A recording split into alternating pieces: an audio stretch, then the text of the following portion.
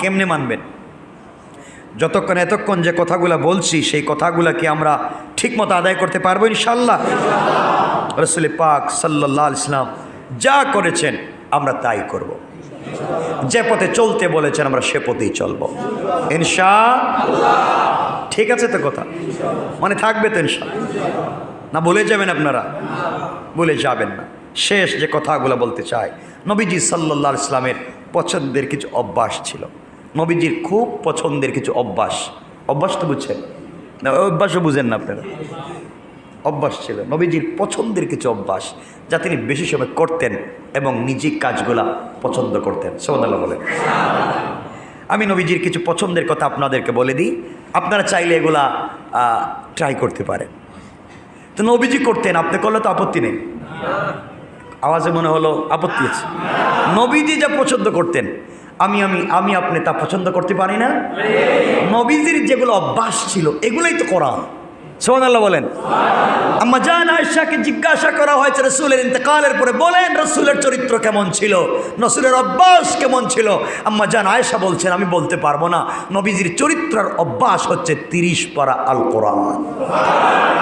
আল কোরআনে যা আছে সবই রাসূলের চরিত্র, সবই তার অভ্যাস।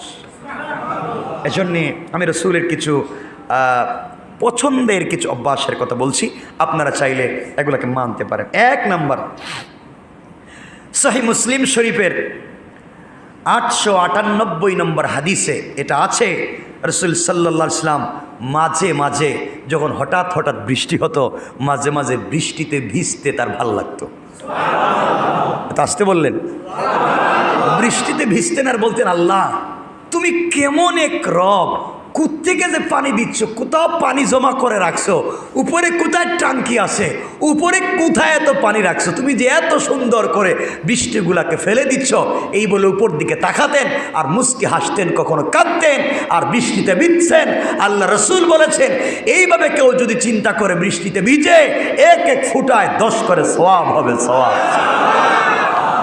রসুলের অভ্যাস ছিল এটা, মাঝে মাঝে বৃষ্টিতে ভিজতেন তিনি। আমরাও তো ভিজি নাকি? কারে নিয়ে ভিজেন? সত্য কথা কোন তো? এখন তো হাসবেন, কিছু বলতে পারবেন না। তো যাই হোক, বৃষ্টিতে মাঝে মাঝে ভিজবেন, আল্লাহ এগুলোকে স্মরণ করবেন, ভালো লাগবে, ভালোবাসতে শিখবেন। কাকে? 1 নম্বর। 2 নম্বর, বুখারী শরীফের 5211 নম্বর হাদিস, সহিহ বুখারীতে রাসূল সাল্লাল্লাহু আলাইহি ওয়াসাল্লাম বলেছেন, তার দ্বিতীয় একটা অভ্যাস ছিল, রাতে মাঝে মাঝে নিজের স্ত্রীকে সাথে নিয়ে নির্জনে একা একা হাঁটতেন। স্ত্রীর হাত পিছন দিকে এভাবে ধরতেন, ধরে এভাবে আনতেন, হাদিস এভাবে নিয়ে হাঁটতেছেন। সুবহানাল্লাহ বলবেন না? আপনারাও হাঁটেন, কিছু বললেন না? হাঁটেন, তবে অন্য কাউরে নিয়ে। ঠিক বললাম না? এটাও ঠিক কর। তাহলে ওয়াজ করবো কারে? নবীজি সাল্লাল্লাহু আলাইহি ওয়াসাল্লাম মাঝে মাঝে হাঁটতেন নির্জন রাতে একাকিত্বে। মিটমিট চন্দ্রের আর তারকারাজির আলো পড়েছে, আর তারকা এবং চন্দ্রের আলো যদি কোনো গাছের উপরে পড়ে, গাছ যখন নিচে ছায়া দেয়, ভাল লাগে না? রাত্রবেলা অনেক ভাল লাগে একা একা হাঁটতে। তার মধ্যে যদি মিষ্টি একটু বাতাস হয়, রিমঝিম, যেটা কাপড় নড়ে চড়ে, এমন যদি বাতাস হয়, রাসূল পাক তো বলেছেন, রাত্র 2টার পরে সুবহে সাদিকের সময় যে বাতাস ছেড়ে দেওয়া হয়, এটা দুনিয়ার না, এটা জান্নাতুল ফেরদাউস থেকে ছুটে। এই সময় তিনি স্ত্রীকে নিয়ে হাঁটতেন। এটা রাসূলের দ্বিতীয় একটা অভ্যাস ছিল, সুন্নাহ। আমরাও করবো ইনশাল্লাহ, বলেন তো? আসতে বললেন মনে হইতেছে। কয়টা বলছি? মাঝে মাঝে নিয়ে যাইয়েন। 3 নম্বর রাসূলের একটা অভ্যাস ছিল, সহিহ বুখারীতে এসছে 1032 নম্বর হাদিস। নবীজি সাল্লাল্লাহু আলাইহি ওয়াসাল্লাম বৃষ্টি আসলেই তিনি দোয়া পড়তেন। সুবহানাল্লাহ বলেন। বৃষ্টি আসলে কি করতেন?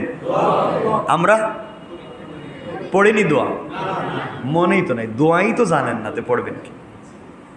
তুমি পড়ো, ভালো আছে, এজন্য মাঝে মাঝে দোয়া পড়বেন।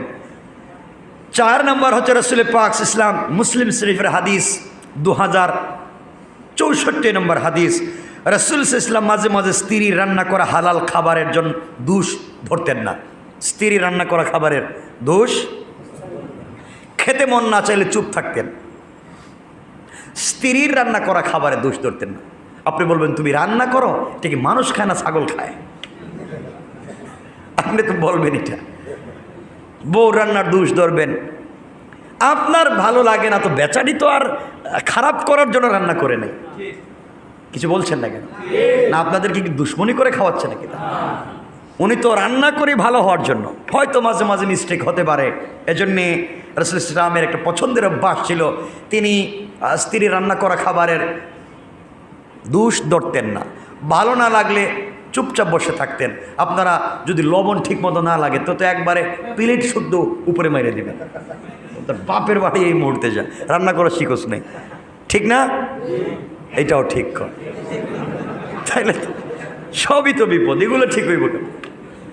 আমরা এগুলো বাদ দিব। বলেন ইনশাআল্লাহ, বলেন ইনশাআল্লাহ। রাসূলের 5 নম্বর অভ্যাস ছিল, বাইহাকির হাদিস 17,595 নম্বর হাদিস, কোনো কিছু না জানা না থাকলে স্বীকার করা যে আমি জানি না। রাসূল যদি কোনো জিনিস দেখতেন মনে হচ্ছে না বা জানতেছেন না, তিনি বলতেন আমি জানি না।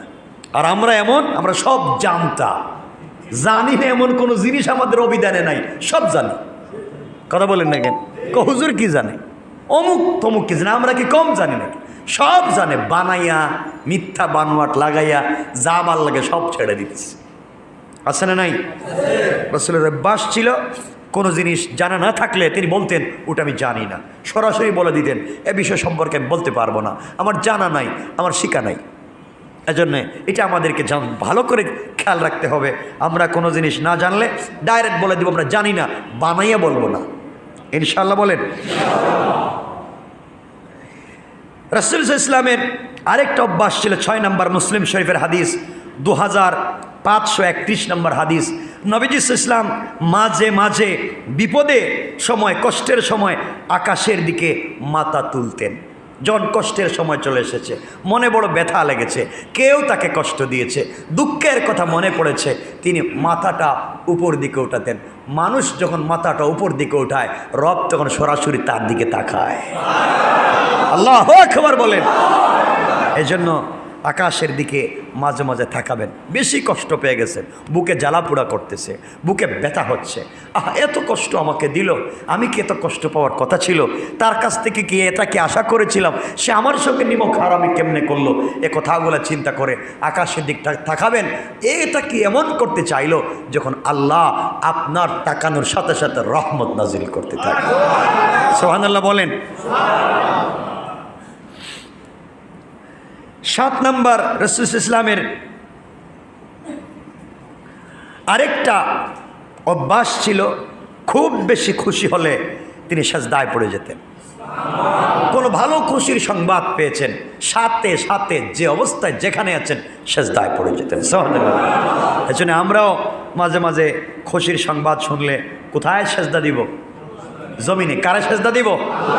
বলেন না। আপনি তো খুশির সংবাদ শুনে বলবেন 2টা মোমবাতি মানলাম, 2টা মোমবাতি, একটা ছাগল, কোন জায়গায়? দরগায়, বাবার মাজারে। এগুলো বাদ দিতে হবে। রাসূল সাল্লাল্লাহু আলাইহি ওয়াসাল্লামের অভ্যাস ছিল কোনো জিনিস বেশি খুশি হলে তিনি সাজদা দিতেন। কাকে? রাসূলের আরেকটা অভ্যাস ছিল 8 নম্বরের বাইহাকির হাদিস, 428 নম্বর হাদিস। এটা চমৎকার একটা অভ্যাস ছিল রাসূলের, যে কোনো খাবারে ধোঁয়া উঠতেছে, ধোঁয়া মানে খাবারটা গরম, খাবার উত্তপ্ত গরম, ঠান্ডা না হওয়া পর্যন্ত তিনি খেতেন না। কোনো খাবার গরম তিনি মুখে দিতেন না। আর আমরা আরে গরম কি, যা পায় সব মুখে ঢুকায়, আগে খা। এই যে রাসূলের সুন্নাত হচ্ছে গরম কোনো খাবার মুখে দিতেন না, আগে ঠান্ডা করতেন, এরপরে খাবার মুখে দিতেন। আমরাও চেষ্টা করবো ইনশাল্লাহ। নবীজির আরেকটা চমৎকার অভ্যাস ছিল, এটা বুখারীর হাদিস, 731 নম্বর হাদিস। রাসূল সাল্লাল্লাহু আলাইহি ওয়াসাল্লাম নফল এবং সুন্নাহ সালাতগুলা মসজিদে না পড়ে ঘরে পড়তেন। আসতে বললেন কেন? নবীজি নফল নামাজ, সুন্নত সালাত এগুলো ঘরে পড়তেন। ফরজ আদায় করি, ঘরে চলে যেতেন। এটা উত্তম একটা সুন্নাহ রাসূল সাল্লাল্লাহু আলাইহি ওয়াসাল্লামের। ঘরকে গুরুস্থান বানাইও না, ঘরকে কবর বানাইও না, ঘরেও সালাত পড়ো। রাসূলের আরেকটা অভ্যাস হচ্ছে 10 নম্বর, কষ্ট হচ্ছে আপনাদের? আরেকটা অভ্যাস, এটা হচ্ছে মুসনাদে বাজ্জার, এই কিতাবে এসছে 8567 নম্বর হাদিস। রাসূল বলেছেন, সফরে বের হওয়ার সময় এবং বাসায় ফিরে তিনি সফরে যখন বের হবেন তখন 2 রাকাত, একবারে বের হয়ে যাওয়ার সময় 2 রাকাত নামাজ পড়ে বের হতেন, এবং সফর থেকে ঘরে এসেই তিনি 2 রাকাত নামাজ পড়তেন। নবীজি বলেছেন, কেউ ঘর থেকে বের হওয়ার সময়, সফরে যাওয়ার সময় যদি 2 রাকাত নামাজ পড়ে এবং ঘরে এসে সে 2 রাকাত নামাজ পড়ে, পুরা সফরের জিম্মাদারি আল্লাহ নিয়া 2 জন ফেরেশতা নিযুক্ত করে দেন তার সিকিউরিটির জন্য। বলেন সুবহানাল্লাহ। কে করে দেন? আল্লাহ করে দেন। নবীজির আরেকটা অভ্যাস ছিল 11 নম্বর, আবু দাউদ শরীফের 4135 নম্বর হাদিস। নবীজি সাল্লাল্লাহু আলাইহি ওয়াসাল্লাম দাঁড়িয়ে দাঁড়িয়ে পায়ের জুতা, আবৃত্তকারী জুতা পরতেন না। আচ্ছা, এটা হচ্ছে একটা কথা আপনাদেরকে আবার বুঝি। দাঁড়িয়ে দাঁড়িয়ে পায়ের পাতা আবৃত্তকারী জুতা না পরা, পায়ের পাতা আবৃত করে, অর্থাৎ শু জুতা এবং স্যান্ডেল না, ভালো করে বুঝবেন, এগুলা না। পায়ের পাতা আবৃত করে এমন জুতা যেটা উপর থেকে নিচের দিকে যায়,